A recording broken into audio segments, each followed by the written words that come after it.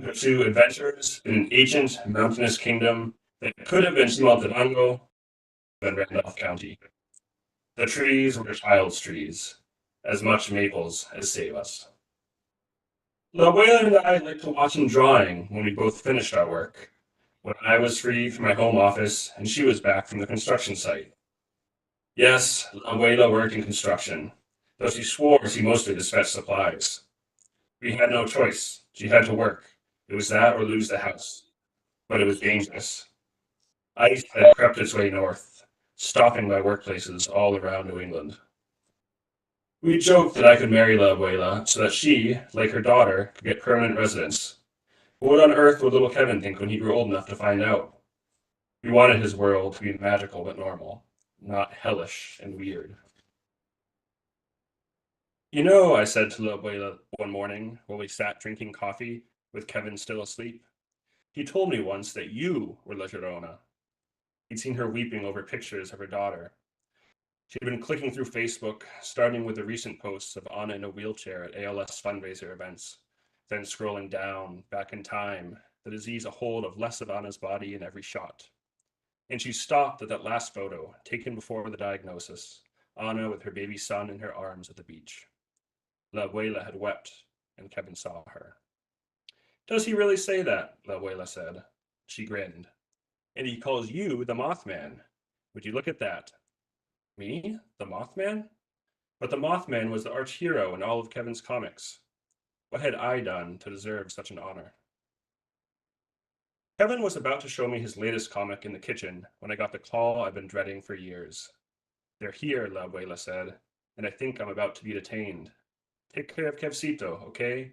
And come to visit me in Chimal. Te quiero mucho. Give Kevin a hug for me. Bye. She wasn't crying. For herself, La Abuela didn't cry. I put Kevin in the car and drove off to the construction site, cutting people off like the mass soul I'd sworn I'd ever become. Maybe I could explain, I thought, that she was a grandmother, that her daughter had died, that her grandson and her son-in-law needed her. Hell, maybe a pleading white man would get their attention, and a crying white-looking child. It was an awful supposition, but it seemed it could be true. Where are we going? Kevin asked softly from the back seat. I decided to be honest. Some people might take La Abuela away. We need to stop them. He went quiet, and I looked back at a red light to see the crinkled brows and upturned lips of his pensive face, the one he often had while creating his comics, while deciding what to draw next. I got to the construction site, a future strip mall going up in Danvers, and pulled over on the side of the road, not caring if I was blocking traffic. There was a white van with Homeland Security emblazoned on the side, and there was a uniformed, bald white man talking to three white workers in hard hats and orange vests. I ran over to them, pulling Kevin alongside me. Hi, I said to the officer, interrupting. I think there might have been some mistake here. My mother-in-law was working, and I'm afraid. We don't generally make mistakes, the man said. His voice was forceful, authoritative, but I thought I could sense some weariness within. But I turned to the workers, figuring they were the foreman. Carmen Esperanza, do you know where she is? They looked down at their boots. One nodded ever so slightly towards the white van before staring back downward. Oh God, I said, then addressed the officer. Look, she's my kid's grandmother. She's doing no harm. The officer strode to the van and got in on the passenger side. Then the vehicle pulled into the road and accelerated away. Kevin was silent the whole way home, and pensive. I kept waiting for his questions, for his concerns, but they never came. When we got inside, he went right for his latest comic. I thought I understood. He was dealing with the trauma by acting like everything was normal, by showing me the comic just as he'd planned to do before I'd gotten that horrible call. He placed the drawings on the kitchen table. Look, Daddy, he said, but his voice caught. Now he was crying. Look, he said again. And so I did, examining each of the 4 pages in turn. There was La Llorona, crying as normal, calling out, Mi hija, mi hija. There was the Mothman, warning some dwarves not to enter a mine, pulling others out just before it collapsed. There was La Llorona, dancing with gremlins. No, they weren't dancing. She was resisting, and they were trying to take her away. And there was the Mothman, coming to the rescue, swatting the gremlins and flying off with a smiling Llorona. Thank you, Lizardona said in her speech bubble, perfectly legible in Kevin's neat handwriting. Never fear, mi querida, said the Mothman. I'll rescue you always. Always. La Llorona would appear in Kevin's later comics. He'd never do the Mothman again. Uh, thank you so much. I don't have any work immediately forthcoming, but if you want to read more, the place to look would be my website, which is just benjaminclavo.com. So thanks.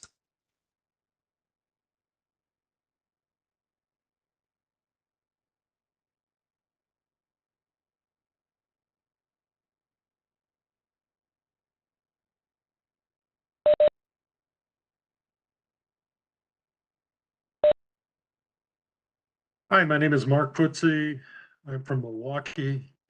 Been writing a long time. I didn't write any kind of a description of myself, but I did um, make a list of dedications for this reading.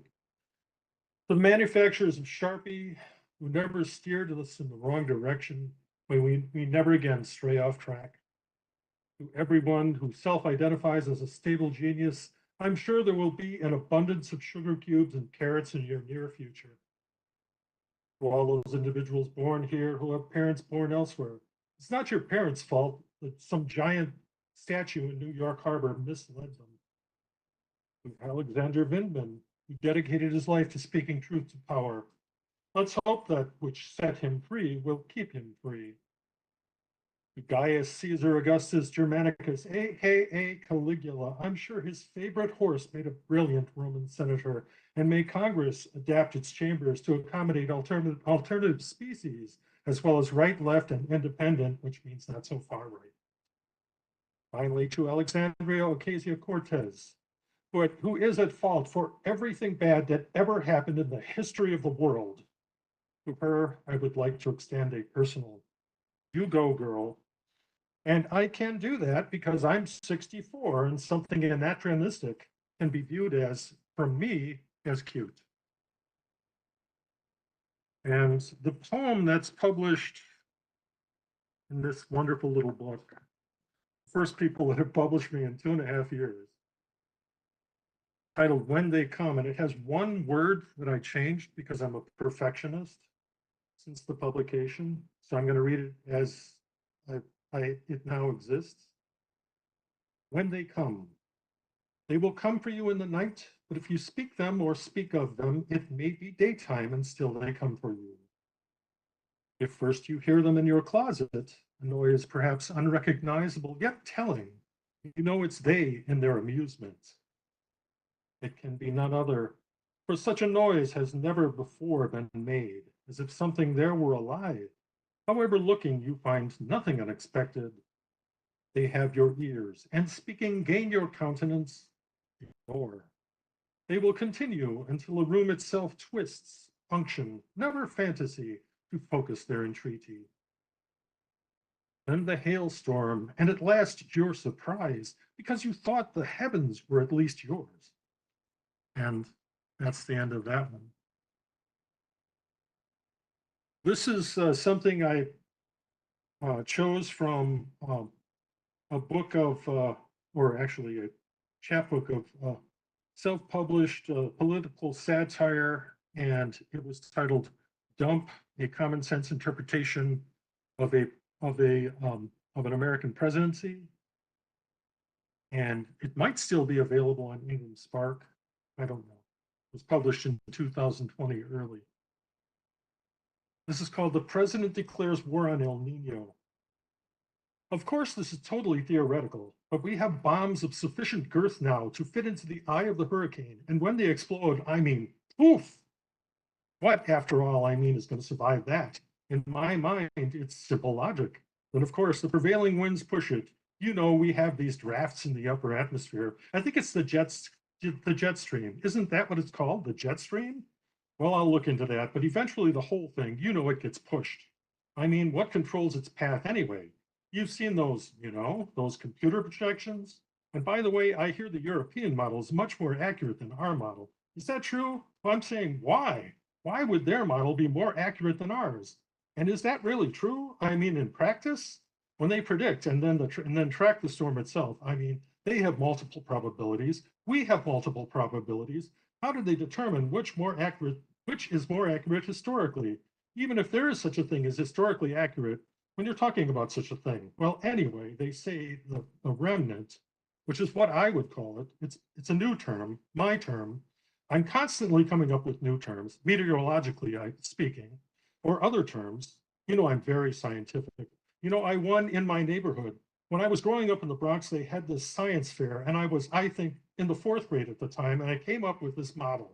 I don't remember if I found it online or whatever, but a volcano, you know, and then I practiced with it on the kitchen table. I mean, both my sisters, well, that was lava. You know what a volcano is, incredible amounts of energy. And I mean, I've made this argument as well. Why don't we harness this energy and store it? I mean, from deep underground. And then when the volcano is about to erupt, well, we can draw that energy from it and use it to light up cities. And the energy we draw, of course, that will make the volcanic eruption less destructive since it would be less powerful. So we have a win-win there. I mean, think of Mount St. Helens. What if we did that then? But of course, you know, the Democrats, they never would have thought. You know, they say half the mountain was blown away. And you've seen photographs of trees all knocked down, all in the same direction. Think of the destruction and what could have been avoided if we had just thought of harnessing that energy. It was like I told my father, Dad, I said, just look at that. Of course, I was busy at that time. I was 3,000 miles away selling condos, terrific condos. I mean, but I wasn't stopping hurricanes. I didn't have the time. I don't know, the freedom, I would say, to think like I do now. And I'm always thinking all the time, up at 3 a.m, tweeting, thinking. It's a typical day for me. I mean, it's like I never stop at all, just think. So anyway, I thought, why not suggest it to the head of FEMA? I mean, we've got this arsenal. We never use it for anything, except I don't know what do you want to call it? A bargaining chip?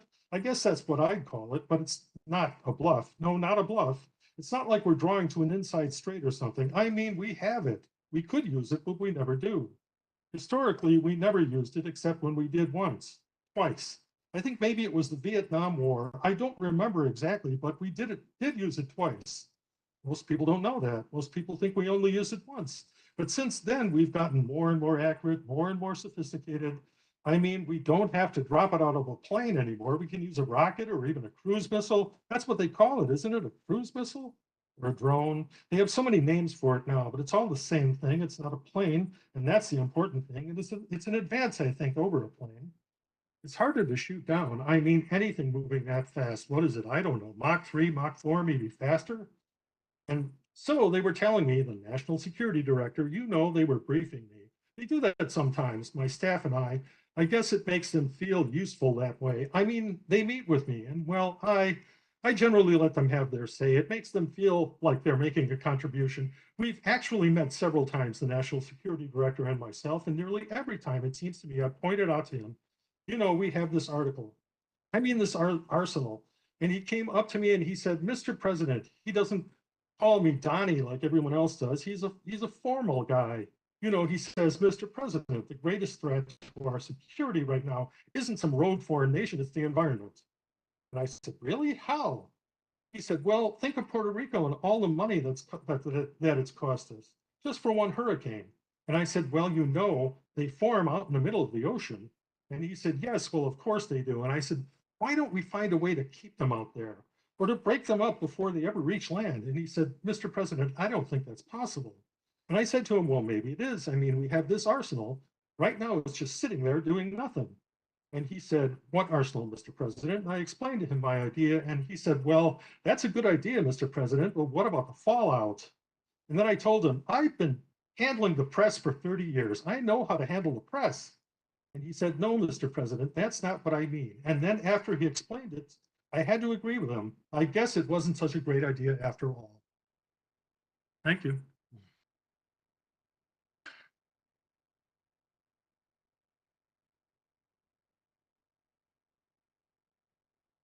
Okay. Thank you, Mark. That was fun. Um, Hi, my name is Jack R. Johnson. I'm a Richmond, Virginia-based writer, and this story is about the Black Lives Matter protest that occurred in Richmond in 2020 around the Robert E. Lee Monument. Thanks to Washington Square Review for publishing the story, and thanks for listening. The title is The Gardeners.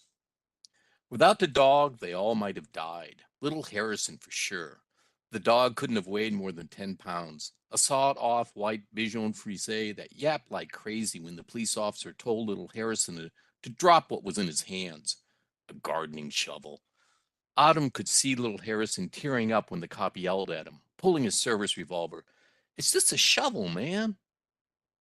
Autumn knew her mother would freak. That first time was bad enough. The bail was crazy, set at $500. On the phone, her mother sounded so confused. Are you in jail? Autumn tiptoed into an explanation. We were at the Circle.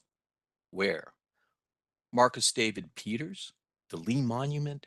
Yes. I told you not to go down there. It's a beautiful scene, Mom. We didn't do anything, just a garden, that's all. Autumn bit her lower lip and decided not to mention the charges. Disturbing the peace, refusal to disperse, resisting arrest, destruction of state property. She said, I need $500. Silence. She added, I'll pay you back. The dog could not have foreseen any of this. The miracle of their release that next morning, all charges dropped. No bail needed, so the cops didn't have to deal with the negative press. Then a week later, the policeman pointing his service revolver at little Harrison. No, the dog could not have known. Autumn saw the protracted anger in the officer's eyes, and there it was, the little white Bichon Frise, off its leash, yapping like crazy, followed by a tottering old man. Get that dog on a leash. The officer was apoplectic, but that just made the dog yap more. Little Harrison ran, the officer fired a shot, and the world froze, like a broken clock. Autumn couldn't tell if it was a warning shot or if he seriously wanted to kill Harrison. She didn't stick around to find out. Raced for an alley, saw a door blur open, felt the air conditioner, and headed towards it, slipping into Rexall's drugstore. Jason entered a few minutes later, out of breath, carrying the dog. He spied Autumn, scurried over to her, whispering, Did you see what happened? Jason had long, slick, straw-colored hair that never looked quite washed. Jesus, the old geezer fell right there. Next thing, the cop is kneeling on the sidewalk, giving him CPR. Look. He showed Autumn the dog, cradled in his arm. What the hell, Jason? The dog wagged his tail. He saved us, Jason said. We can't just abandon him. Jason smiled, his brown eyes filled with delight. I already took his collar off, see? Where's Harrison? Don't know. We all took off in different directions. He headed north, toward Broad. Little Harrison slept all the next day. While he slept, Autumn, Jason, and Triona made a scouting run. At the Circle, a black fence surrounded their garden, appeared tall and foreboding. The city put it up overnight to keep the protesters out. Autumn checked for cops and then asked Jason to pull over. She pressed her face to the fence's sun-warmed metal and peered through the black mesh. The tomato and basil leaves were brown and wilted, petals scattered to the dry soil. No water for 3 days in the August heat. She looked at the sun, the black fence. It's all going to die, isn't it? We'll plant another one, Jason said. They carried 5-gallon water buckets the next night, digging up the earth, 5-foot by 2-foot plots, planting fresh seedlings. They watched their garden grow over the next few weeks. 4 plots facing an avenue lined with mansions from a bygone era, old Confederate slave money, built under the shadow of the Lee statue. Lost causers, said Jason. Triona said they could never stop living for the dead. One evening they saw an old lady by their garden. The woman carried a watering bucket. She wore a wide-brimmed hat and t-shirt that proclaimed, God save the Queen, a bee in the upper corner. They watched her pulling weeds and watering. Autumn whispered to Triona, She's a fellow traveler. They approached. Do I know you? Thanks, said Autumn. The woman appeared baffled. I mean, for what you're doing. Well, I like things to live. She rose from her position. The Bichon barked. Again, the dog, like it knew. The old woman glanced down. Oh, my gracious, what a cutie. What's his name? Whitey, said Autumn. She had nicknamed the dog Whitey because of his color and because she had never learned his real name, also because Jason had stolen him from a white person. Why, he is just precious. May I pet him? Sure. The old woman knelt, carefully extended the back of her hand. When the dog wagged its tail, she stroked the dog's head. I swanny, this animal is the spitting image of the Jameson's dog. Do you know the Jamesons by any chance? No, Autumn shook her head. Poor Frankie had a heart attack just over there. The woman looked up at Autumn. He lost his dog that very same day. Can you imagine? Frankie's dog was named Pookie.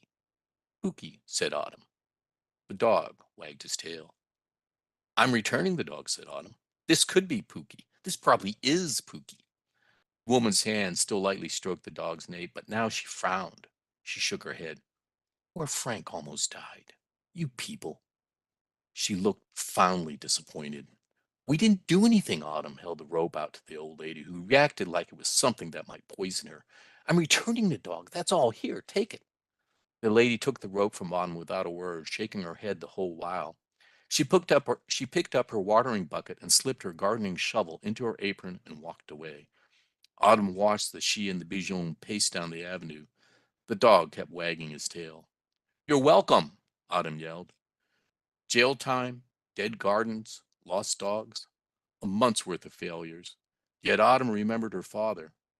Every time I put my hand in the dirt, it kept me from doing something bad. Years ago, he had talked about gardening like he was talking about something else. This was after she found him drunk, passed out in their front yard. Her mother, sweet Hannah, had screamed that Hank needed to leave their property, that he had better get his goddamn ass moving, that she never wanted to see him again. You have to get up, Dad, Autumn begged. You have to leave. She had just turned 16. He was dirty and reeked of alcohol. Blurry-eyed, he rose from the winter garden where nothing grew anyhow, except drunks, apparently. It's all right, he slurred. You gotta make room where you can. Take it where you can, too. Autumn thought she knew what he meant.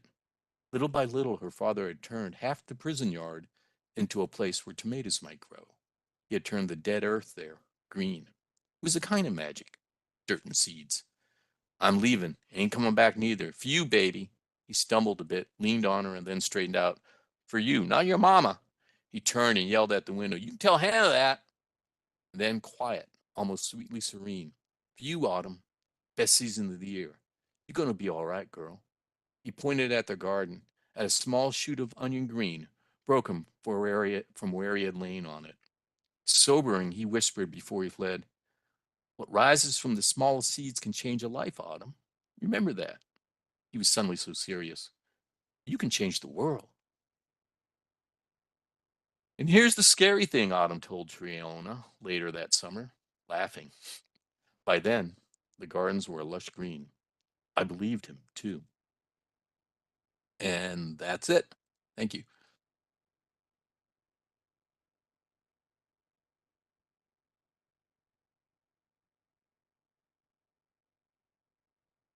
Hi, my name is Lisa, and I am going to share some of my poetry with you. When the first poem I'm going to read was selected by the Washington Square Review, and I'm very thankful, and it's lovely to be published. I have a couple of others that I'll share after the first one, which have also been published this year, and I'll give a bit of information on that.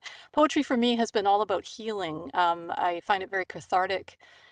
Discovered poetry and writing it through therapy, and have loved what it's done in terms of being able to talk about deep emotions and leaving white space, so not always having to tell it all.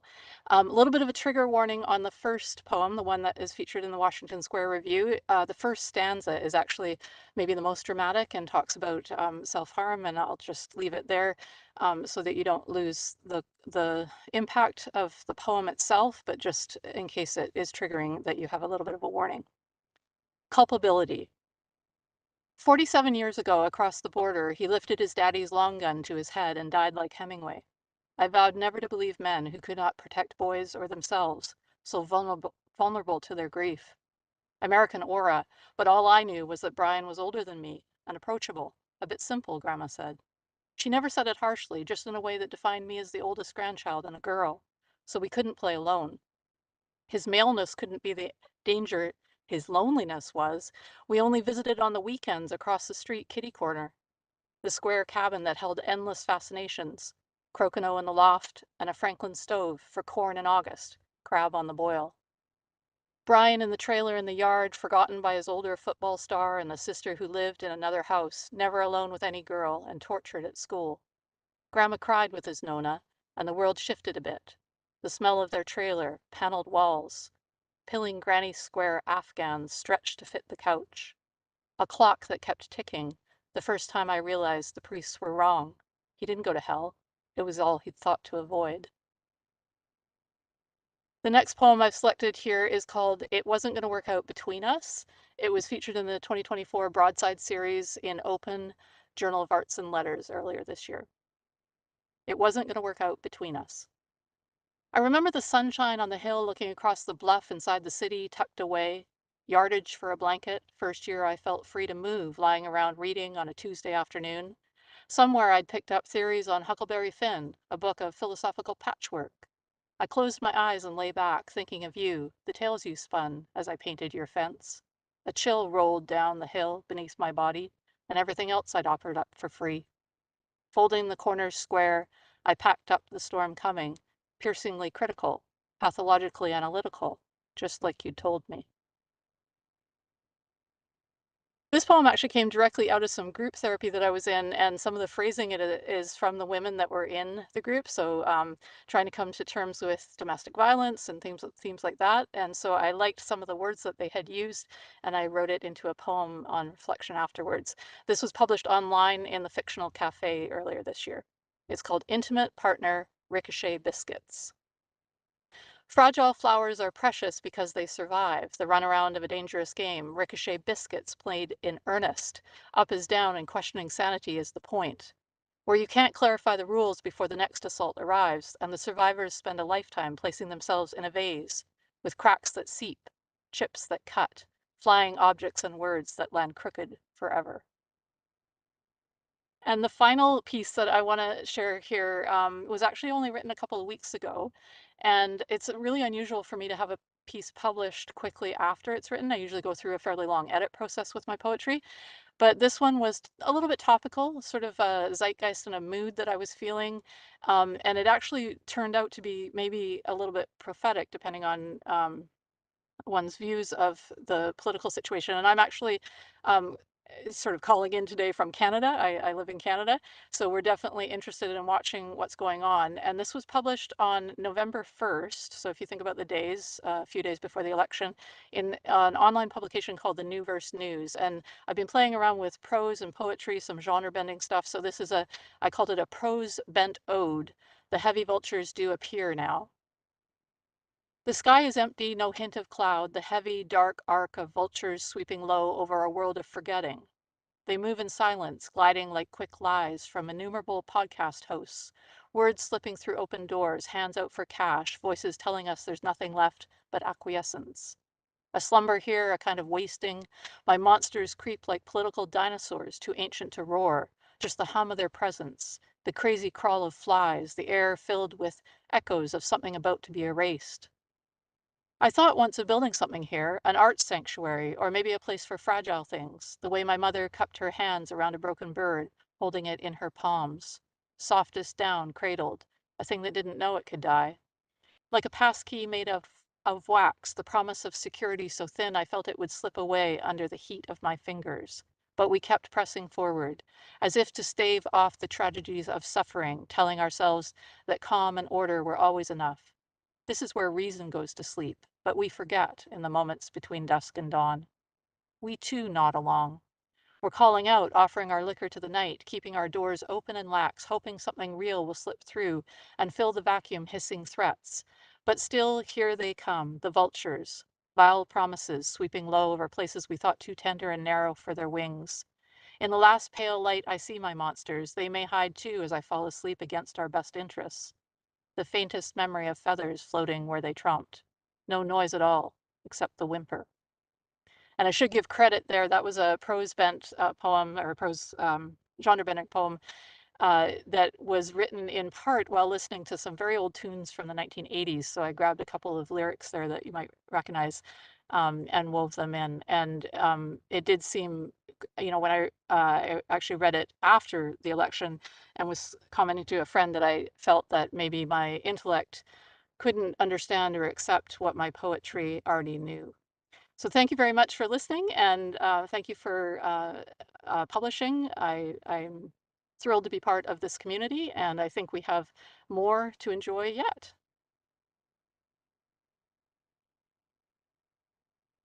Hi, my name is Jerry Wemple, and like everyone else, I appreciate being part of this community, and thanks to the Washington Square Review for publishing my story.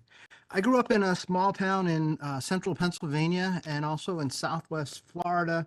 I lived in a lot of places and visited about 14 countries, but now I'm back in kind of small town, Pennsylvania, along the Susquehanna River. I've published 4 poetry collections. Most recently was We Always Wondered What Became of You, which is about my adoption and finding my birth father. So it's kind of an interesting journey. And I also published fiction and essays. And this is a short story that is set in Southwest Florida. It's called Bus Stop. One day at the bus stop, the new kid never showed. We neighborhood kids didn't know him, didn't care about him, because he lived in a rented house a street over behind a vacant lot filled with slash pine and palmettos, and he mocked us by saying his stay was only temporary until his family's new house was built over in Nobility Court.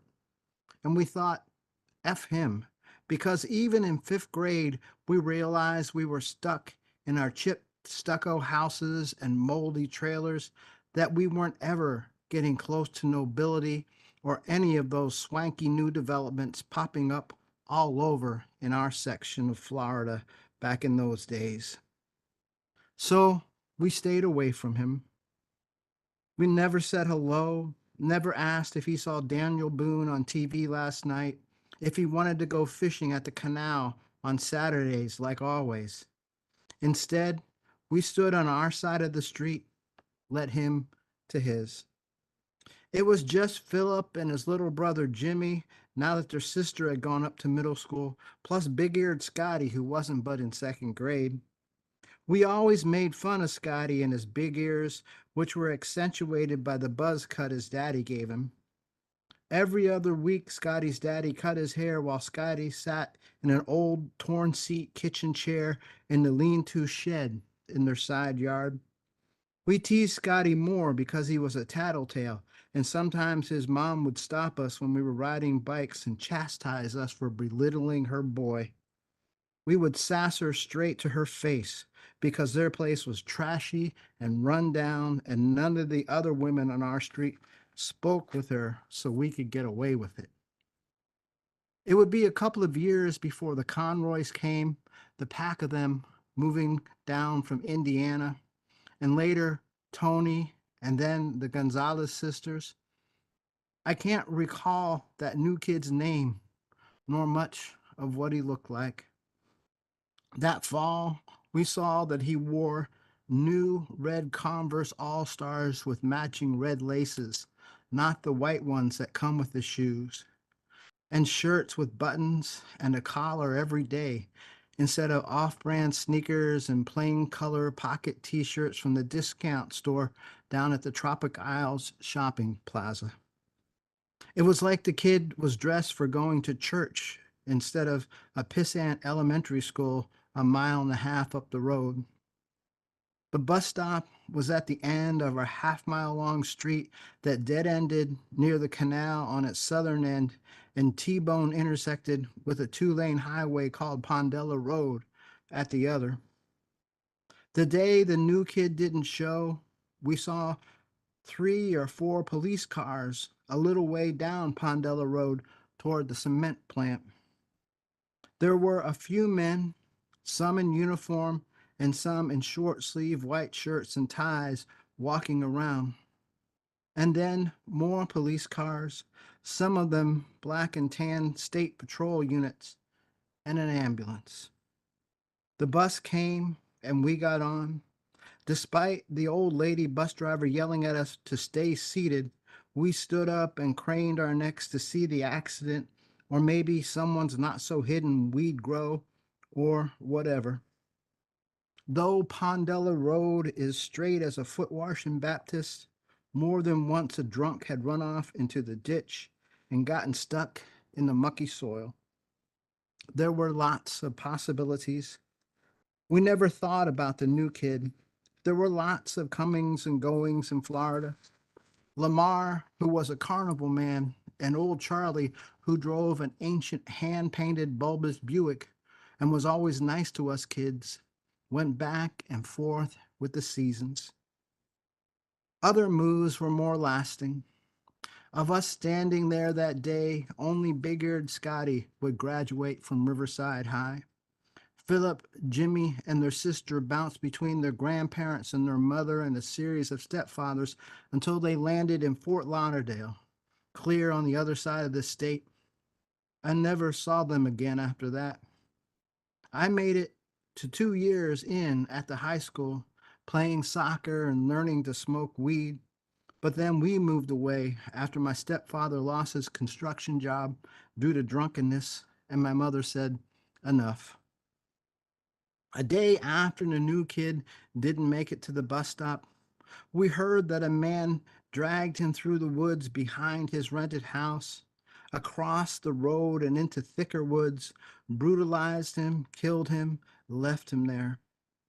The sheriff's patrol caught up with the man the next day off Burnt Store Road, out where there weren't any houses yet. He was carrying what the newspaper called a knapsack and hitchhiking towards Charlotte County. Deputies probably drove him right past the bus stop on the way to the county jail across the river.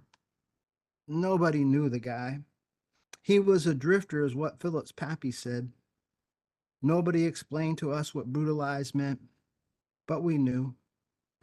For a few days after the incident, we kids didn't say anything at all at the bus stop, while Philip's grandma peered at us through Jalasi windows of their side door.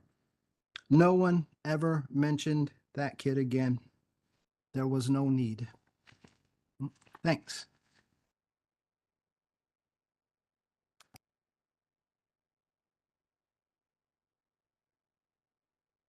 Hi, I'm Jill Bronfman. I have a couple of shout outs to give, of course, to Washington Square Review for publishing my poem. And I'll read a few other poems for you as well, to my Page Street writing community in San Francisco and Litquake as well, and to the Pacific MFA program where I'm finishing an MFA in fiction in a couple of months. And I finished a novel, which, you know, is exciting to finish a novel. We'll see whether it gets published or not, but finishing it is very exciting. Thank you. Here goes the poems. This first poem is the published one from for Washington Square Review. She read it wrong. She read my short story, sitting on my red leather chair in my penthouse apartment. It's lovely, my dear, she exclaimed, lowering her eyes to the floor, quoting the line about unrequited love being like slurping rabbit stew after you have petted the rabbit by running your fingers through its raised fur. Oh no, I thought to myself, she doesn't see it. She doesn't see me at all. She thinks she is the rabbit, of course. She thinks her soft brown hair is the fur I had separated into rows with my fingers. That's not what I meant. I meant for her to be the chef. Who didn't love her hay like the rabbit, or consume the rich stew like the reader, or do what I did, not just with words on the page, murder the soft and necessary flesh. And here are a few short new poems to add to the mix. The Eighth Sacrament. The decree came down with a puff of pink smoke. There shall be an eighth sacrament. And oh, it's retroactive, covering the women who had to hide their suffering. They are to be provided with new cloaks and wrapped in divine light. Witches burned are the first to be anointed. Then women pushed into cold cells when their husbands died, relinquishing their property to their sons. And then the ones cast aside in favor of the new ones, whose womb still, it can only be assumed, would bear.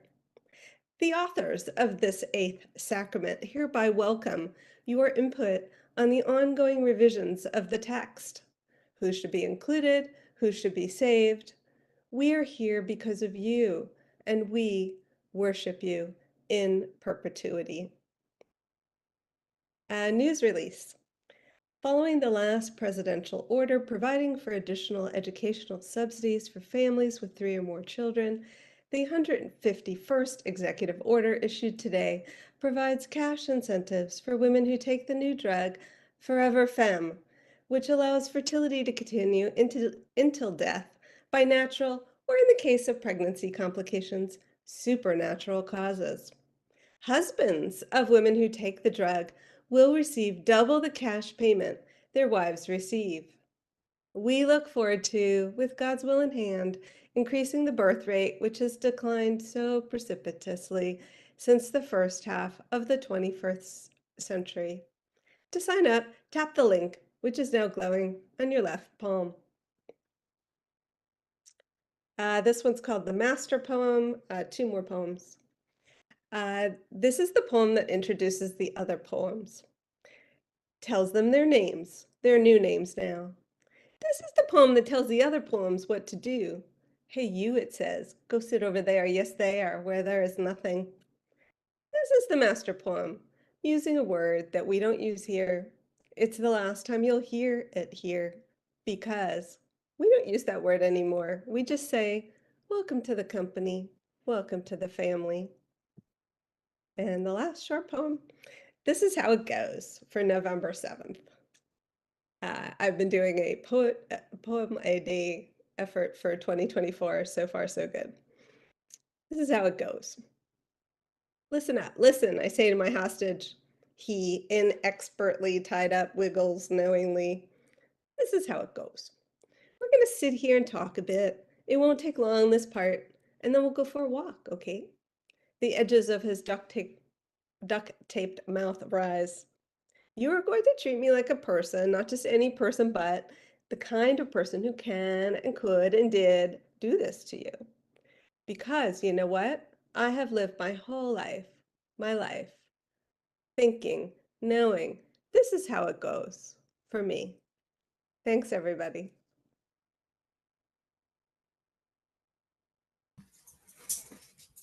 Hello, everyone. I'm MK Punky coming to you from Los Angeles, California. Before I read, I want to tell all of you who have come before what a pleasure it has been to listen to you read your work. I have read all your work and I have heard it in my voice. So interesting to hear the work in your voice. The work is excellent. It has been a real pleasure to be part of this beautiful gathering.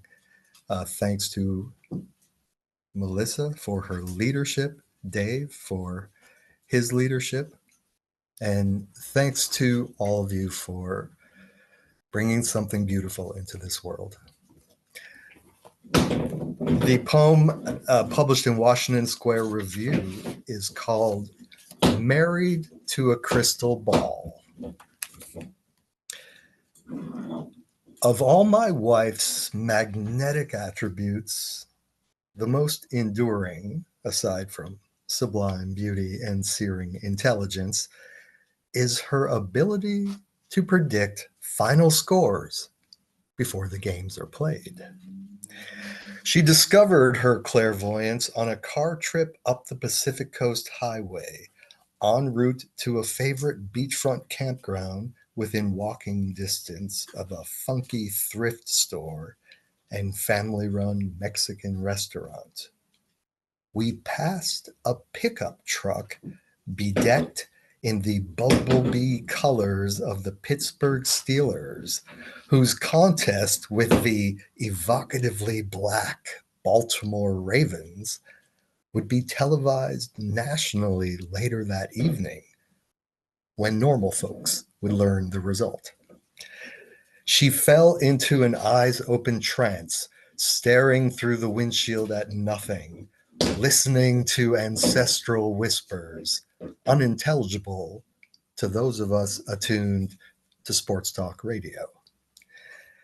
23-17 Steelers, my wife declared, confessing her leap across, around, between the space-time continuum where the stadium scoreboard blazed its news. Was it cheating, she wondered,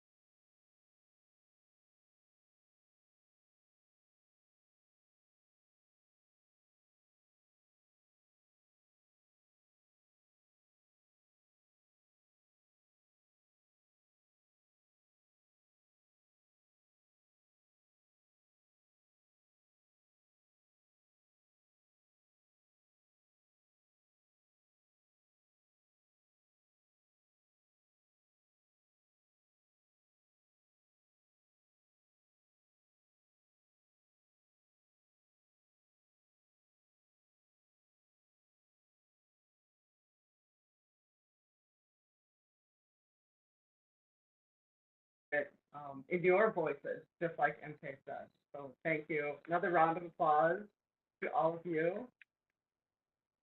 So if you've been in the audience and you are inspired, you are welcome to find Washington Square Review on Amazon. It comes in paperback and ebook. And the other thing I should mention is many of our readers tonight have been featured on Washington Square On Air, the literary journal's very own podcast. You can find that on the Lansing Community College. Thanks again, everyone. Hope you're having a great night. Good night.